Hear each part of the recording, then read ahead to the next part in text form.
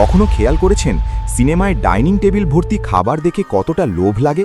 কিন্তু জানেন কি, এই খাবারের বেশিরভাগই আসলে খাওয়ার অযোগ্য। বেশিরভাগ সময়ই সুন্দর করে সাজানো এই খাবারগুলো আসলে প্লাস্টিক, সিলিকন বা রেজিন দিয়ে তৈরি হয়। কারণ শুটিং সেটের প্রচণ্ড গরম আলোতে আসল খাবার খুব তাড়াতাড়ি নষ্ট হয়ে যায় এবং একটি সিন বারবার শ্যুট করার জন্য আসল খাবার ব্যবহার করা বেশ ঝামেলার। তবে সব খাবারই কিন্তু নকল নয়। যে দৃশ্যগুলোতে অভিনয় শিল্পীদের খাবার মুখে দিতে বা চিবোতে হয়, সেখানে আসল খাবারই ব্যবহার করা হয়। মজার ব্যাপার হলো, বারবার টেক নেওয়ার কারণে পেট যাতে অতিরিক্ত ভরে না যায়, তাই শর্টকাট হলেই অনেক সময় তারা খাবার একটি নির্দিষ্ট বালতিতে ফেলে দেন, যাকে বলে স্পিট বাকেট।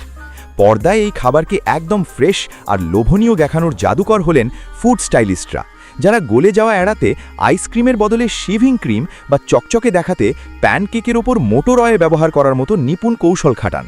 তাই পরের বার সিনেমায় ডিনার সিন দেখার সময় ক্যামেরার পেছনের এই জাদুর কথা অবশ্যই মাথায় রাখবেন।